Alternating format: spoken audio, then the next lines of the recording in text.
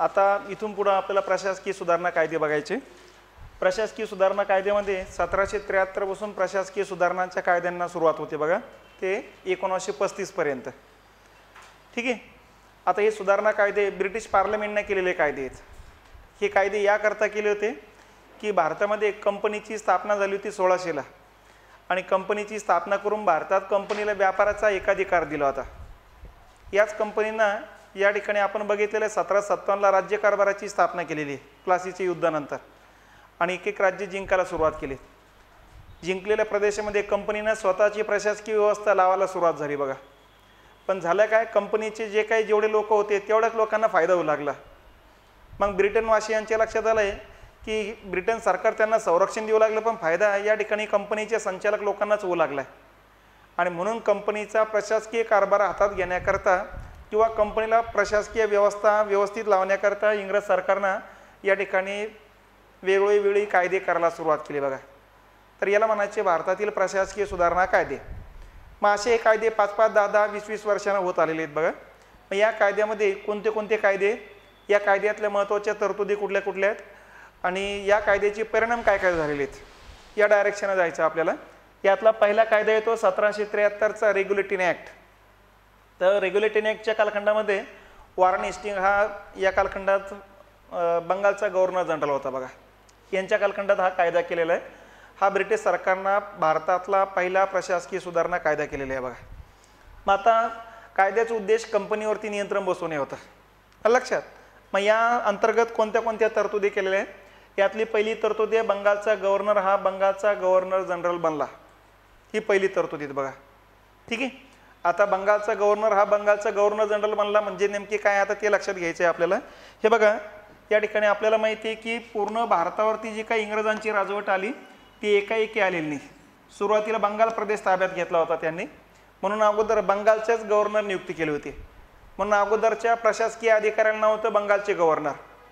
पण नंतर मग कर्नाटक ताब्यात घेतला, मैसूर ताब्यात घेतला, मुंबई ताब्यात घेतली।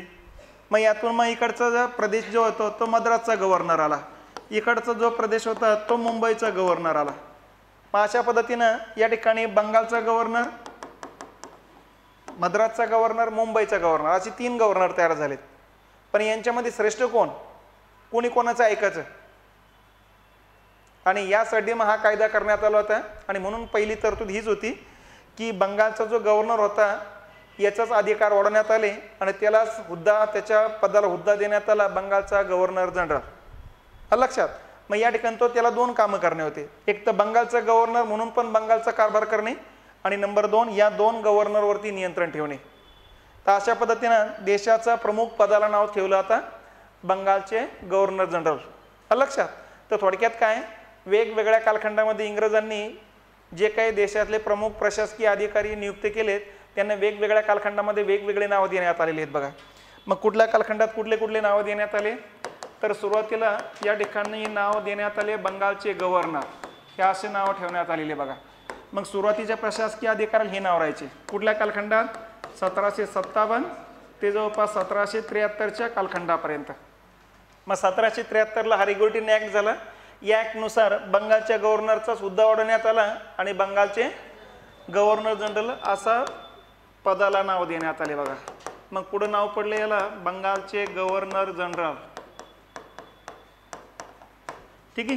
कुठला कालखंड, 1773 ते 1833 या कालखंडात जे काही प्रशासकीय अधिकारी येऊन गेले त्यांना या नावाने ओळखले जायचे बघा।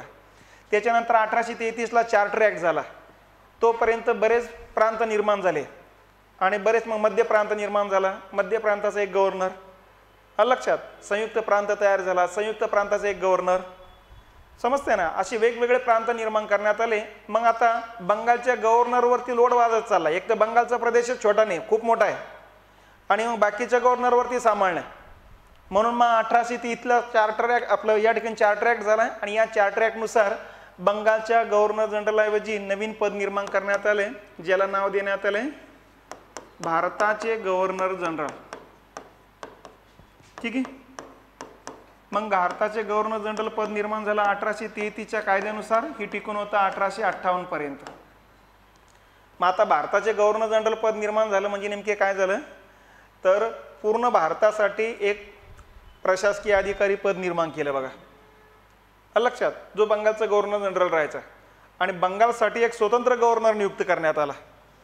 मग प्रत्येक प्रांताचे एक एक गव्हर्नर आणि या सगळ्या गव्हर्नरचा बॉस म्हणजे भारताचा गव्हर्नर जनरल. तर हे पद 1833ला निर्माण झालं, 1858 पर्यंत टिकून होतं बघा.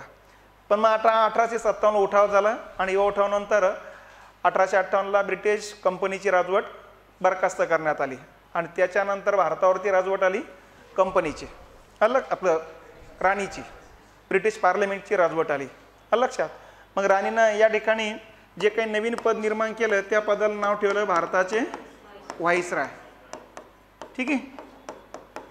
तर अशा पद्धतीनं व्हाईसराय पद निर्माण झालं आणि हे पद मग निर्माण झालं 1858ला ते 1947 पर्यंत. लक्षात, हे पद होतं बघा.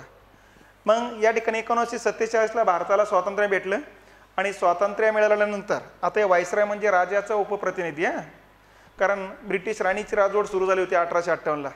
राणीनं देशातला प्रमुख प्रतिनिधी जो होता राणीचा तो नियुक्त करायला सुरुवात केली, म्हणून त्याला नाव पडलं भारताची व्हाईसराय, राजाचा उपप्रतिनिधी. ठीक आहे. आणि नंतर मग 47ला भारत स्वतंत्र झाला. मग त्याच्यानंतर देशातलं प्रशासकीय प्रमुख पद काय असावं याकरता राज्यघटना तयार करण्याची प्रोसेस चालू होती. मग राज्यघटना तयार होईपर्यंत आणि तो प्रशासकीय अधिकारी कोण हे ठरेपर्यंत तात्पुरती व्यवस्था करण्यात आली, ज्याला नाव ठेवण्यात आलं स्वतंत्र भारताचे गव्हर्नर जनरल. मग हे पद 1947 ते 50च्या कालखंडापर्यंत होतं. शेवटी 26 जानेवारी 1950ला भारतीय राज्यघटना अस्तित्वात आली आणि भारतीय राज्यघटनेनुसार देशाचा प्रमुख प्रशासकीय अधिकारी राष्ट्रपती असेल असं ठरवण्यात आलं बघा. लक्षात. मग राष्ट्रपती पद सुरू झालं, आतापर्यंत राष्ट्रपती पद आहे बघा. तर अशा पद्धतीनं वेगवेगळ्या कालखंडामध्ये देशाचे जे प्रमुख प्रशासकीय अधिकारी राहायचे, या वेगवेगळ्या प्रशासकीय अधिकाऱ्यांना वेगवेगळ्या कालखंडात वेगवेगळे नाव होते बघा. म्हणून या कालखंडात कोणताही प्रशासकीय अधिकारी आला तर बंगालचे गव्हर्नर असेच नाव होते. या कालखंडात कोणत्याही प्रशासकीय अधिकारी आला तर याला हेच नाव. समजते ना. यामध्ये पण लक्षात घ्यायचं की पहिला जो काय बंगालचा गव्हर्नर आणि शेवटचा असंही लक्षात ठेवायचे. तर पहिला बंगालचा गव्हर्नर होता रॉबर्ट क्लाइव्ह. ठीक आहे. आणि शेवटचा जो होता तो वॉरेन हेस्टिंग.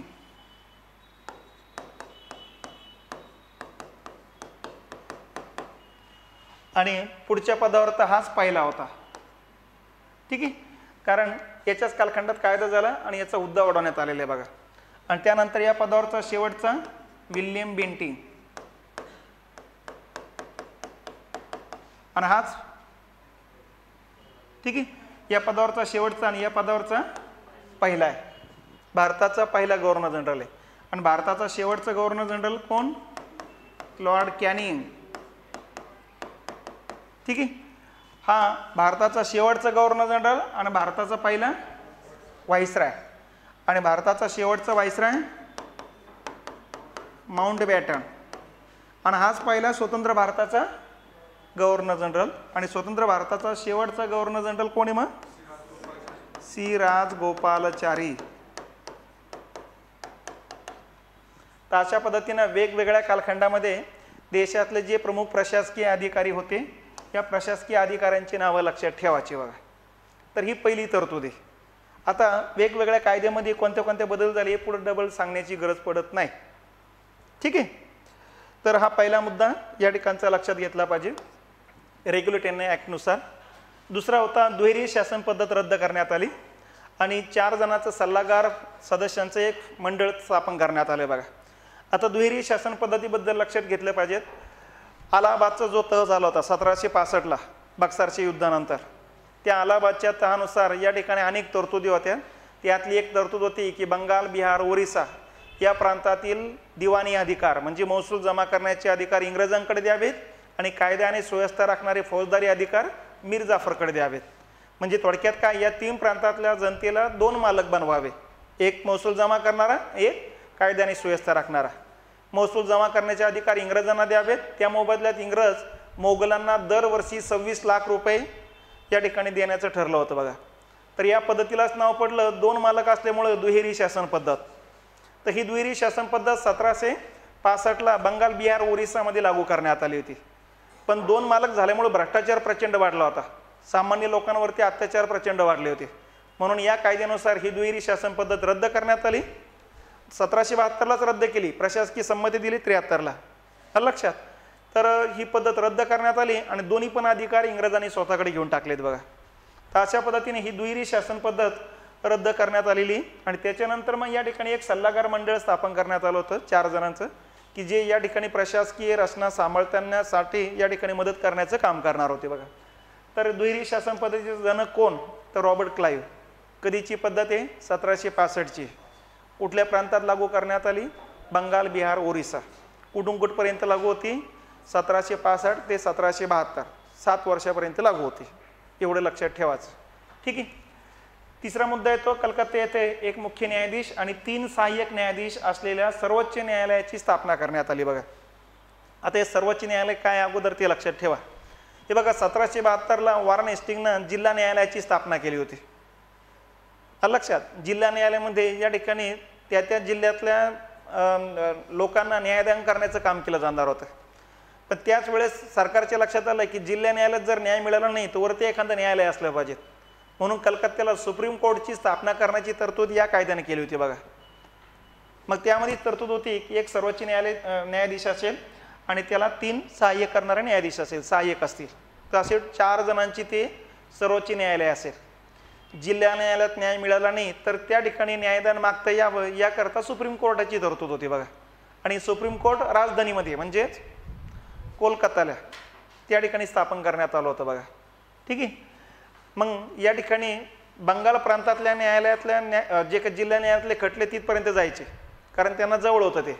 पण मुंबई आणि मद्रासचं जे काही जिल्हा न्यायालयातले जे खटले ते तिकडे जातच नव्हते, कारण त्या कालखंडात काही रेल्वे वगैरे नव्हती, रस्ते काही पुरेसे नव्हते. लक्षात. आणि रस्ते जरी असले तर गाड्या नव्हत्या असे जास्त करून. खास करून बैलगाडी सर्वात वेगवान साधन होतं. आणि इथून बैलगाडीनं बंगालपर्यंत जायचं म्हणजे 5-6 महिने वेगळं बाजूला काढून ठेवावं लागायचे. तर त्यामुळे साहजिकच आहे की महाराष्ट्रात या ठिकाणी जिल्हा न्यायालयात जर न्याय मिळाला नाही तर लोक म्हणतात तुरुंगात जाऊन बसू तिकडे गेल्यापेक्षा. तर त्यामुळे तिकडे त्या खटले जातच नव्हते. आणि पुढं काही दिवसानंतर सरकारच्या या लक्षात आले, अरे बंगाल प्रांतातल्या जिल्हा न्यायालयातले खटले इथं सुप्रीम कोर्टामध्ये येऊ लागले, मद्रासचे किंवा मुंबई प्रांतातले खटले इकडे येतच नाही. आणि म्हणून त्यांच्या लक्षात आलं की ही सर्वोच्च न्यायालयाची व्यवस्था बरोबर नाही. म्हणून 1861ला जो इंडियन काउन्सिल ॲक्ट झाला, त्या इंडियन काउन्सिल ॲक्टनुसार हे सुप्रीम कोर्ट रद्द करण्यात आले. आणि त्याच्याऐवजी प्रत्येक प्रांतामध्ये एक उच्च न्यायालय स्थापन करण्याची तरतूद केली बघा. मग त्या उच्च न्यायालयाच्या कायद्याला नाव दिलं इंडियन हायकोर्ट ॲक्ट 1861. तर 1861ला ते इंडियन हायकोर्ट ॲक्टनुसार मग या ठिकाणी 62ला मुंबई, कोलकाता आणि मद्रास या 3 ठिकाणी उच्च न्यायालयाची स्थापना करण्यात आली बघा. आणि सुप्रीम कोर्ट रद्द करण्यात आलं. लक्षात. आणि त्या प्रांतातल्या जिल्हा न्यायालयामध्ये न्याय मिळाला नाही तर त्या प्रांतामध्ये एक उच्च न्यायालय स्थापन करण्यात आलं. आज ही उच्च न्यायालय या कायद्यानुसारच स्थापन होतं बघा. तर असे उच्च न्यायालय वाढत आता जवळपास 25 उच्च न्यायालय भारतभरात झालेले आहेत. ठीक आहे. तर सध्या जे काही सुप्रीम कोर्ट आहे हे सध्याचं सुप्रीम कोर्ट 1935च्या कायद्यानुसार स्थापन झालेले आहे. सध्याच्या सुप्रीम कोर्टला फेडरल कोर्ट म्हणतात, संघीय न्यायालय. कारण संघ सरकारची स्थापना होणार होती. राज्यातले आणि राज्य आणि केंद्रातले वाद मिटवण्यासाठी तिथे असणार होतं बघा. लक्षात. परंतु या ठिकाणी त्याच्यावरती न्यायालय नसल्यामुळं मग त्यालाच नाव पडलं सुप्रीम कोर्ट, सर्वोच्चतम न्यायालय, उच्चतम न्यायालय. लक्षात. तर सध्याचं सर्वोच्च न्यायालय आणि हे सर्वोच्च न्यायालय एक नाही आहे. इथं जिल्हा न्यायालयातले खटले चालवले जाणार होते, तिथं एक तर उच्च न्यायालयातले खटले चालवणार होते किंवा प्रारंभिक क्षेत्र असलेले खटले चालवणार होते बघा. लक्षात. तर ही एक तरतूद लक्षात ठेवा. तिसरी तरतूद आहे, कंपनीला 20 वर्ष व्यापाराचा एकाधिकार देण्यात आला. म्हणजे काय, या ठिकाणी कंपनीची नियुक्तीच इंग्रज सरकारने केली होती. या कायद्यानुसार आता कंपनीने सांगितलं की इथून पुढं आम्ही व्यापार तुम्हाला ठरवू किती दिवसाकरता अधिकार द्यायचा. तर या तरतुदीनुसार ठरवलं की 20 वर्षाकरता व्यापाराचा एकाधिकार राहील. कंपनीच्या संचालकाच्या व्यतिरिक्त दुसरं कोणीही भारतात व्यापार करणार नाही. आणि 20 वर्षानंतर आढावा घेऊ की तुम्हाला अधिकार ठेवायचे की आणखीन कोणाला आणखीन व्यापाराचे अधिकार द्यायचे. तर ही तरतूद या ठिकाणी करण्यात आली. मग 20 वर्षानंतर परत समीक्षा केली आणि समीक्षा करून मग लक्षात आलं की आणखीन 20 वर्षाने वाढायला हरकत नाही. परत 20 वर्ष वाढवण्याचा निर्णय झाला पुढं 1773ला 93ला. मग 1813ला परत 20 वर्षानंतर मग परत आढावा घेतला आणि नंतर मग त्यांचा एकाधिकार रद्द करून टाकला. एकाधिकार रद्द केलं म्हणजे मग कोणाच्या हवाली केला भारत, तर इंग्लंडमधल्या सगळ्या लोकांना व्यापार करण्याचा मुक्त परवाना देऊन टाकला. म्हणून 1813 नंतरच्या पद्धतीला म्हणायचं मुक्त व्यापार धोरण. लक्षात. तर या पद्धतीनं तर ही एक तरतूद लक्षात घ्या. त्याच्यानंतर कंपनीच्या नोकरांचा वैयक्तिक व्यापार बंद करण्यात आला. लक्षात. आता इंग्रजांची राजवट आलेली, त्यावेळेस कंपनीच्या नोकरदारांना सांगितलं तुम्हाला पगार दिला जातोय, त्यामुळे तुमचा वैयक्तिक व्यापार बंद करा.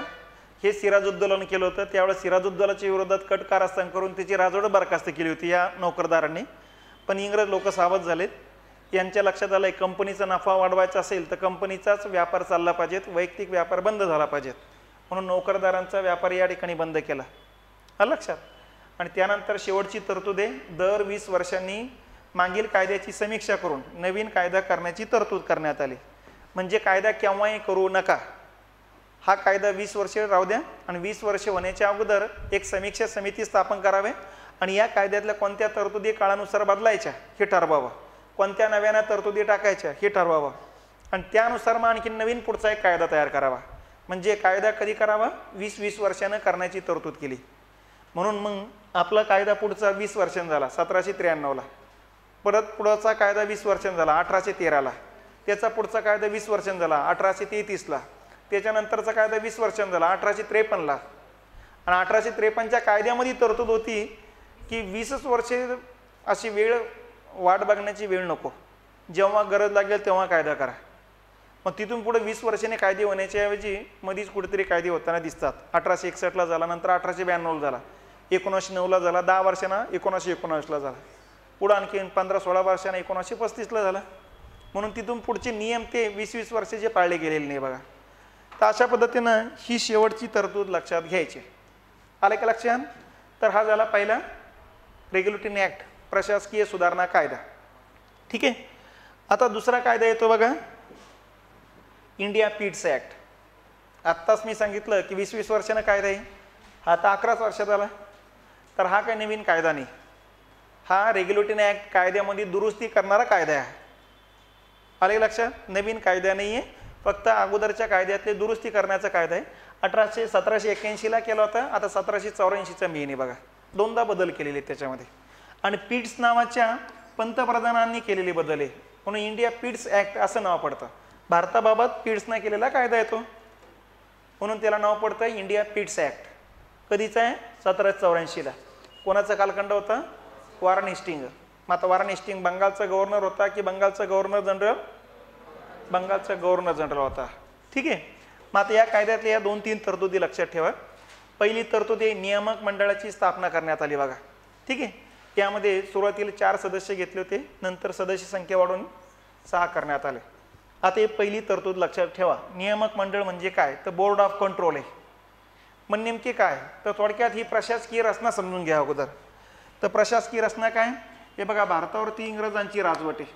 म्हणजे कुठल्या देशाची, इंग्लंडची. इंग्लंडचा प्रमुख कोण होता, राणी. लक्षात. राणीच्या वतीनं कारभार कोण पाहत होते, पार्लमेंट. पार्लमेंटच्या वतीनं पंतप्रधान आणि मंत्रिमंडळ.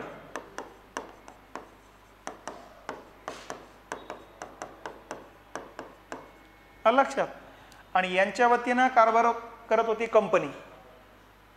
पण आता कंपनीची इथं जे काही संचालक आहेत ते भरपूर होऊन जायचे. ठीक आहे.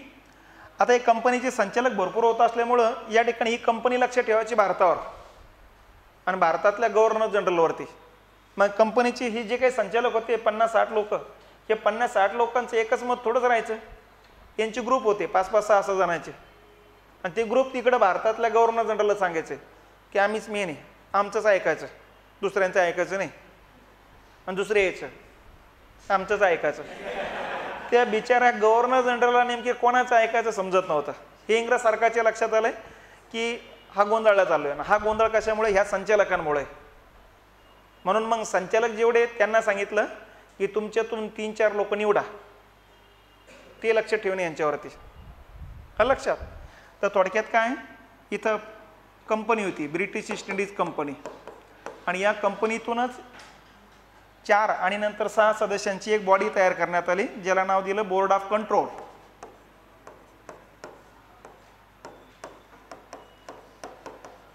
असं नाव देण्यात आलं बघा. लक्षात.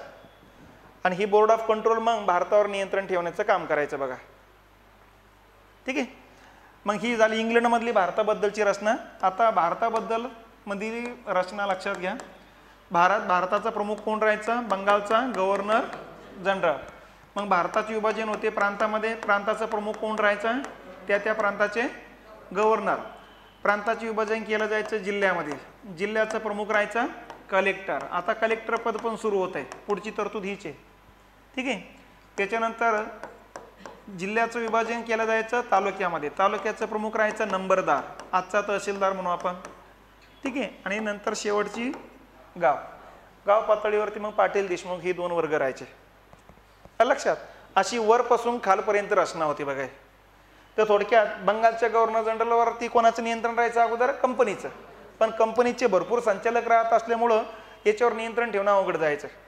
म्हणून मग यांच्यामधूनच या ठिकाणी 4 ते 6 लोकांची एक मंडळ स्थापन करण्यात आलं, ज्याला नियामक मंडळ म्हणतात किंवा बोर्ड ऑफ कंट्रोल म्हणतात. यांनी कंपनीची इथला गव्हर्नर जनरल निवडून दिला एकदा की त्याच्यावर नियंत्रण हे ठेवणार आहे. तो यांना जबाबदार आहे, यांना नाही.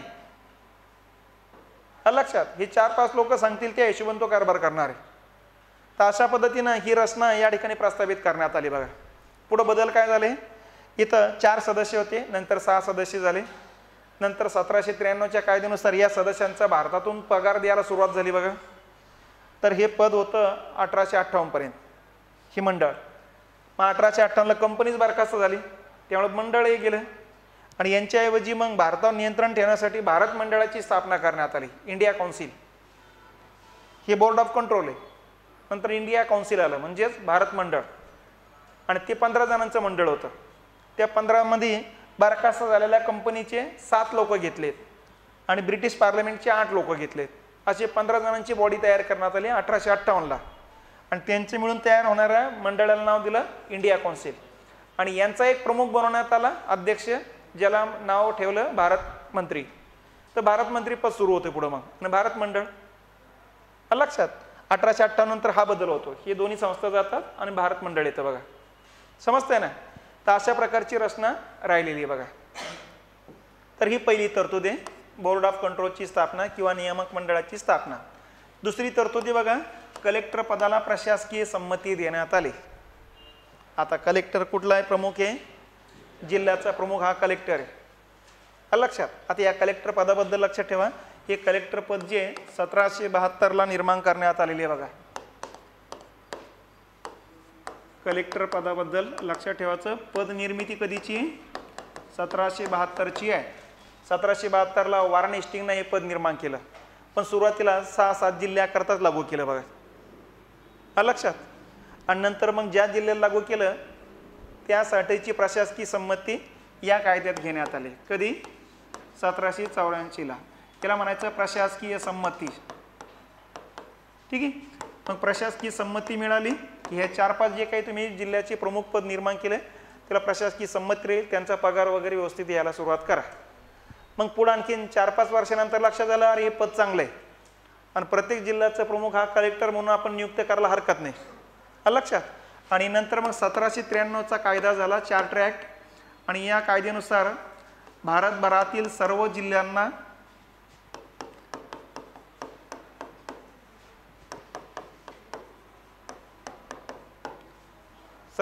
हे पद निर्माण करण्यात सांगितलंय बघा. इथून पुढे प्रत्येक जिल्ह्याचा प्रमुख हा कलेक्टर राहील अशा प्रकारची तरतूद करण्यात आली 1793च्या कायद्यानुसार. लक्षात. म्हणजे भारतातल्या सगळ्या जिल्ह्याला हे पद निर्माण करण्यात सांगितलं आलं बघा. ठीक आहे. नंतर मग या ठिकाणी हे लक्षात घेतलं पाहिजेत की या पदावरती जो व्यक्ती नियुक्त करण्यात येऊ लागला तो फक्त ब्रिटिशच असेल, भारतीयाने या पदावर नियुक्ती केल्या जात नव्हते. नंबर 1. ब्रिटनमध्ये पण त्याच युवकांना नियुक्त केलं जायचं ज्यांचं ग्रॅज्युएशन कंप्लीट असेल. लक्षात. नंबर 1 अट पात्रता यांची. आणि दुसरी पात्रता त्यांनी अर्ज केला पाहिजे कलेक्टर पदाकरता.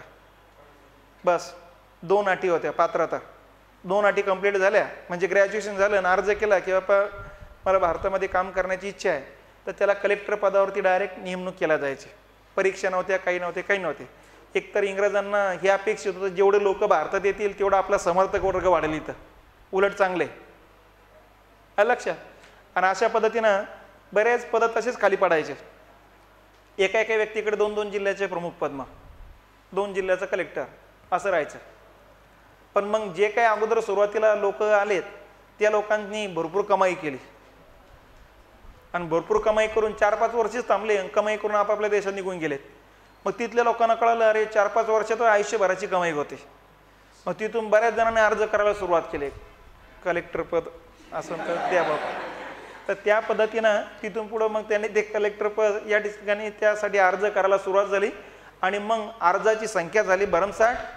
आणि बरेच जण अगोदर 4-4, 5-5 वर्ष थांबत होता, आता ते रिटायर होईपर्यंत इथंच थांबू लागलेत. लालच बुरी बला असते ना ते. तर त्यामुळं ते काही पद सोडत नव्हते, त्यामुळे पदं पटापट खाली पण होत नव्हती. म्हणून जागांची संख्या होऊ लागली कमी आणि अर्जदारांची संख्या झाली जास्त.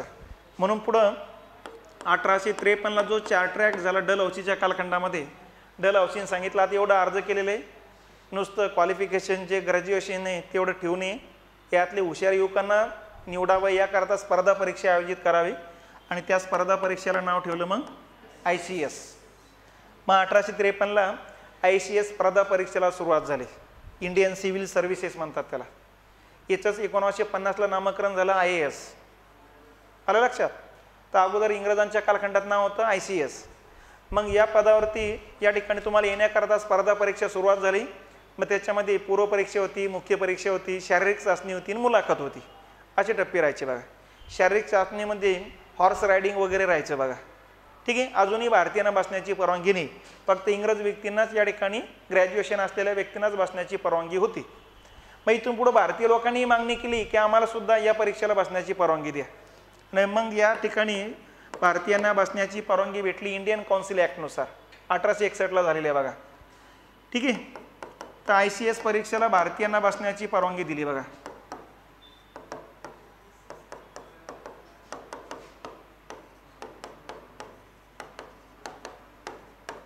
ठीक आहे. या कायद्याने दिलेली आहे. 1861ला इंडियन काउन्सिल ॲक्ट झालेलं आहे. या कायद्यानुसार परवानगी भेटली बघा. आणि यानुसार मग पहिला भारतीय निवडला गेला 1864ला. काय नाव? सत्येंद्रनाथ टागोर. हा पहिला भारतीय त्या ठिकाणी निवडला गेलेला आहे बघा. लक्षात. आता पटपट निवडल्या का जात नव्हते, तर त्या पाठीमागचं प्रमुख कारण म्हणजे वय 19च्या आत या ठिकाणी पास व्हावं लागायचं.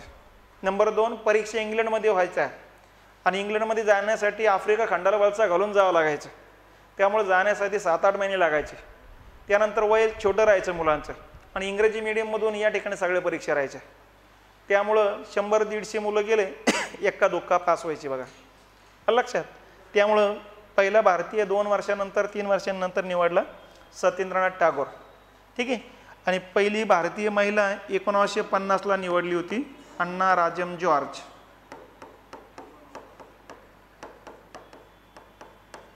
केरळचे होते. लक्षात. आणि 50लाच ICS पदाचं नामकरण झालं IAS. नंतर मग काँग्रेसच्या स्थापनेमध्ये जे पहिले 8 ठराव करण्यात आले पहिल्या अधिवेशनामध्ये, त्यातला एक ठराव हा पण होता की ICS परीक्षा इंग्लंडबरोबरच भारतातही घ्याव्यात आणि भारतीयांना 23 वर्षापर्यंत परीक्षा देण्याची तरतूद करावी. आलं लक्षात. तो ठराव पण या ठिकाणी करण्यात आलेला होता. तर अशा पद्धतीनं कलेक्टर पदाबद्दलचा इतिहास थोडक्यात लक्षात ठेवा. ठीक आहे. तर ही दुसरी तरतूद आहे. कलेक्टर पदाला प्रशासकीय संमती देण्यात आली म्हणून. तिसरी तरतूद आहे ती बघा, मुंबई मद्रास प्रांतावर बंगालच्या गव्हर्नरचे पूर्ण नियंत्रण बसवण्यात आले. आता म्हणजे अगोदर दोघांवरती नियंत्रण होतंच बंगालच्या गव्हर्नरचे, परंतु या ठिकाणी बरेच अधिकार या ठिकाणी त्या गव्हर्नरला देण्यात आले होते. जसं लष्करातल्या हालचालीबाबतचे अधिकार असू द्या किंवा एखादा करार करतानाचे अधिकार असू द्या, हे बंगालच्या गव्हर्नर जनरलकडे नव्हते. आता तेही अधिकार त्यांच्याकडे देण्यात आले, म्हणजे पूर्ण नियंत्रण बसवण्यात आलेले आता बाकीच्या 2 प्रांतांवरती. तर ही एक तरतूद अशी लक्षात ठेवा. यातले मेन तरतुदी 2च आहेत. ठीक आहे. तर हा झाला दुसरा कायदा, इंडिया पीट्स ॲक्ट म्हणतो आपण त्याला. पुढचा तिसरा कायदा येतो बघा, चार्टर ॲक्ट. ठीक आहे. 1793चा. 1793च्या कालखंडामध्ये या ठिकाणी लॉर्ड कॉर्नवलिस हा बंगालचा गव्हर्नर जनरल होता बघा, ठीक आहे, लॉर्ड कॉर्नवलिस. आता हा जो काही कायदा झाला, या कायद्यामध्ये या 2-4 तरतुदी महत्त्वाच्या आहेत.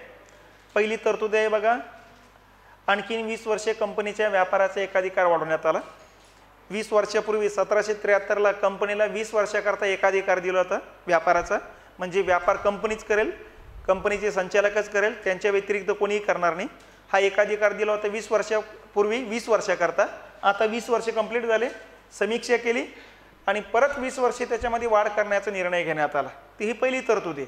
अलग लक्षात, ही अगोदरच झालेली आहे. आता नंबर 2 आहे, नियामक मंडळ सदस्यांचा पगार भारताच्या तिजोरीतून द्यायला सुरुवात झाली. नियामक मंडळ म्हणजे बोर्ड ऑफ कंट्रोल, 4 सदस्य होते, आता 6 केले आणि आतापर्यंत त्यांचा पगार तिकडून दिला जात होता, आता भारताच्या तिजोरीतून द्यायला सुरुवात केली बघा. तर भारताच्या तिजोरीतून पुढे 1858 पर्यंत दिला जायचा आणि 1858 नंतर जे भारत मंडळ आलंय त्या 15 सदस्यांचा पगार सुद्धा भारताच्या तिजोरीतून देण्याची पद्धत सुरू झाली. ते 1919 पर्यंत. 1919ला मॉन्टेग्यू चेम्सफोर्ड कायदा झाला आणि त्या कायद्यानुसार मग भारताच्या तिजोरीतून पैसा देण्याचा प्रकार बंद केला. लक्षात, म्हणून काँग्रेसनं पहिल्या अधिवेशनात जे 8 ठराव केले त्यातला एक ठराव हा पण होता, इंडिया काउन्सिल रद्द करा, कारण ते इंग्लंडमध्ये आहे, इंग्रज लोकांचाच आहे, आम्हाला काही फायदा नाही, आम्ही खर्च करतोय त्यांच्यासाठी, म्हणून रद्द करण्याची मागणी केली होती बघा. लक्षात. पण मग 1919च्या कायद्यानुसार मग त्यांचा पगार कमी केला आणि पुढे 35च्या कायद्यानुसार ते भारत मंडळच बरखास्त करून टाकलं, फक्त भारत मंत्रीपद ठेवलंय. लक्षात. तर या पद्धतीनं ही एक तरतूद लक्षात ठेवा. तिसरी तरतूद आहे, नवीन महसूल पद्धतीचा अवलंब करण्यात यावा. त्याच नवीन महसूल पद्धतीला नाव ठेवलं गेलं होतं कायमधारा. ओरिजिनल कायद्यामध्ये नवीन महसूल पद्धतीचा अवलंब करण्याची तरतूद होती आणि म्हणून मग कॉर्नवॉलिसच्या अध्यक्षतेखाली एक कमिटी स्थापन करण्यात आली, ती कोणती महसूल पद्धती असावी. पण मग कॉर्नवॉलिसनं काय केलं, हे सगळे अधिकार सर जॉन शोरकडे देऊन टाकले. सर जॉनची अध्यक्षतेखाली मग समिती स्थापन करण्यात आली आणि या सर जॉन समितीनं या ठिकाणी पूर्ण बंगाल, बिहार, ओरिसामध्ये दौरे आयोजित केले आणि या ठिकाणी सरासरी उत्पन्न एका वर्षात एका शेतकऱ्याला किती होतं ते काढलं, किती जमिनीतून किती उत्पन्न निघतं ते काढलं आणि मग या ठिकाणी त्याचे 50% किती रक्कम होते तेवढा महसूल घ्यायला सुरुवात केली बघा. लक्षात. आणि प्रत्येक शेतकऱ्याकडे किती जमिनी त्याच्या नोंदी केल्या आणि एकराला किती उत्पन्न निघतंय त्याच्या नोंदी करून प्रत्येकानं किती टॅक्स भरायचा, 50% टॅक्स भरायचं ठरवलं होतं त्यांनी. तर एखाद्याला 10 एकर जमीन असेल, 10 क्विंटलना 100 क्विंटल होत असेल तर 50 क्विंटल आम्हाला द्या.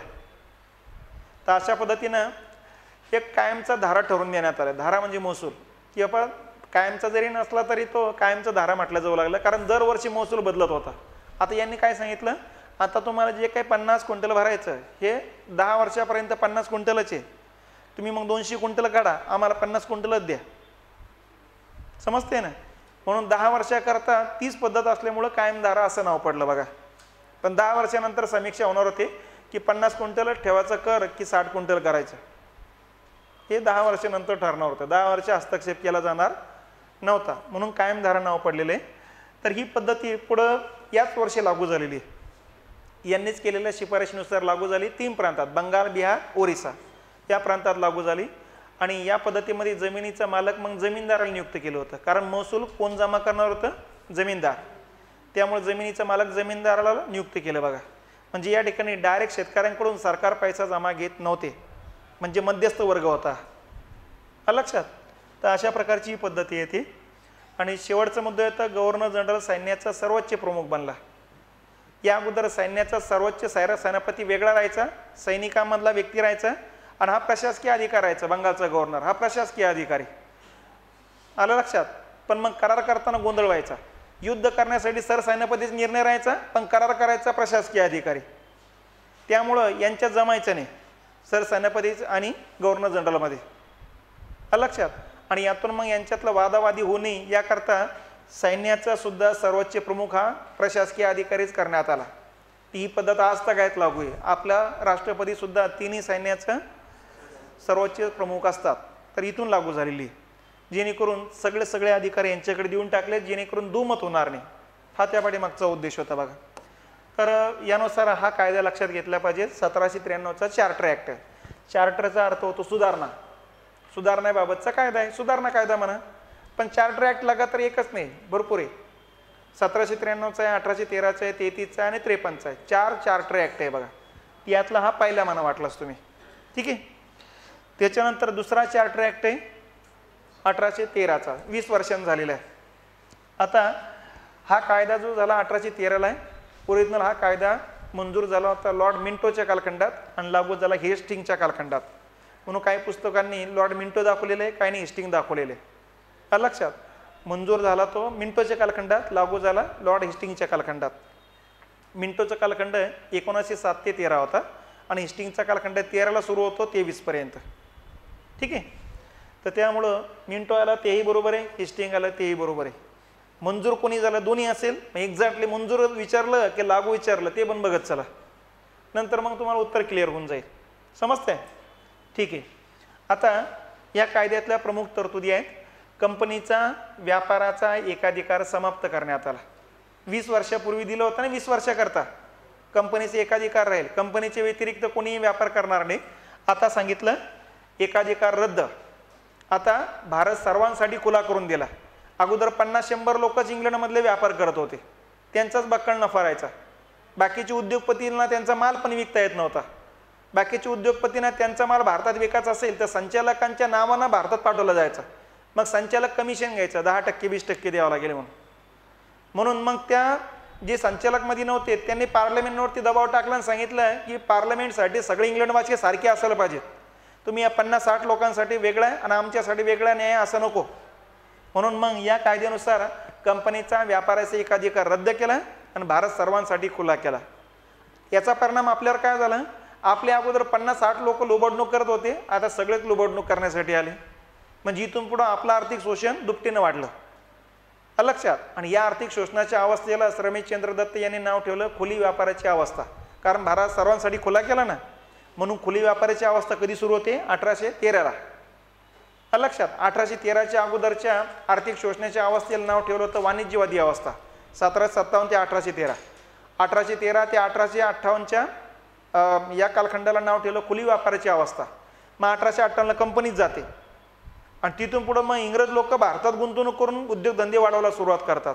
म्हणून पुढच्या आर्थिक शोषणाच्या अवस्थेला नाव पडतं भांडवलशाही अवस्था. तर अशा पद्धतीने आर्थिक शोषणाच्या 3 अवस्था इकॉनॉमिक हिस्ट्री ऑफ इंडिया नावाच्या ग्रंथामध्ये रमेशचंद्र दत्त यांनी स्पष्ट केलेले आहेत बघा. लक्षात. तर या ठिकाणी कंपनीच्या व्यापाराचा एक अधिकार केला. फक्त सांगितले चहा आणि अफूचे मक्तेदारी कंपनीकडेच राहील. लक्षात. बाकीच्या व्यापाराचा सगळा एकाधिकार रद्द केलेला आहे. नंबर 2, कंपनीला चीनमध्ये व्यापाराचा एकाधिकार दिला.